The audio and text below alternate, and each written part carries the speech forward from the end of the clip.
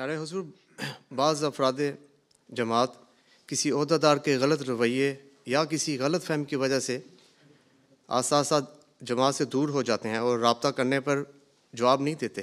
ان کو دوبارہ نظام سے جوڑنے کے لیے کیا طریق اختیار کرنا چاہیے؟ پہلی بات عہدیداروں کی اصلاح ہے، ٹھیک ہے، عہدیدار اپنی اصلاح کریں، اور پھر ایسے جو لوگ دور ہٹے ہوئے ہیں ان سے جن عہدیداروں کے تعلقات ٹھیک ہیں ان سے رابطہ پیدا کریں۔ صدر جماعت کا اور سیکرٹری تربیت کا کام ہے کہ ان سے رابطہ پیدا کرے، اور صرف یہ نہیں ہے کہ ان کو چندہ لینے کے لیے ان کے پاس چلے جائیں یا اجلاس پہ بلانے کے لیے ان کے پاس چلے جائیں، ذاتی تعلق پیدا کریں ان سے۔ اور جب ذاتی تعلق پیدا ہوگا تو پھر ان کو سمجھائیں بھی کہ تم نے احمدیت قبول کی تھی، یہ جماعتی نظام میں آئے تھے اس لیے کہ اللہ تعالیٰ نے فرمایا تھا کہ اس زمانے میں جب امام مہدی آئے گا تو اس کو مان لینا، آن صلی اللہ علیہ وسلم نے فرمایا تھا اس کو مان لینا اور اس کی جماعت میں شامل ہو جانا۔ تو تم نے بیعت کی ہے مسیح موعود علیہ السلام کی، اور اس کے بعد خلافت کی، تم نے کسی عہدیدار کی بیعت نہیں کی۔ تو عہدیدار کے غلط رویے کی وجہ سے تم جماعت سے کیوں دور ہٹ رہے ہو، کیوں اللہ تعالیٰ کو ناراض کرنے کی کوشش کر رہے ہو؟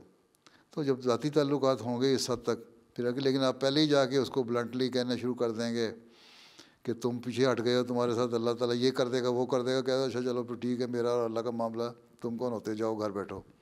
تو اصل چیز یہی ہے کہ اگر یہ پتہ لگے کہ عہدیداروں کی وجہ سے ہے تو پھر عہدیداروں کا بھی کام ہے کہ اپنی اصلاح کریں، اور عہدیدار ان کی اصلاح کے لیے کوشش کریں، چاہے خود رابطہ کر کے کوشش کریں یا کسی ایسے شخص کے ذریعے سے جن سے ان کے اچھے تعلقات ہیں اس کے ذریعے سے اس کو سمجھانے کی کوشش کریں کہ جماعت سے دور ہٹنے کی کوئی دلیل نہیں ہے۔ اگر تمہیں ناراضگی ہے تو عہدیدار سے ہے، نہ کہ جماعت سے۔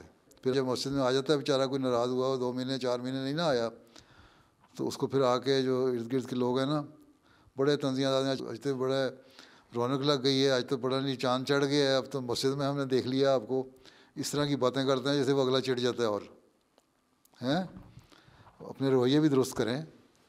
تو یہ تو جماعت جو ہے اس کی تو خوبصورتی یہی ہے کہ وہ ایک دوسرے کے اعضاء ہیں۔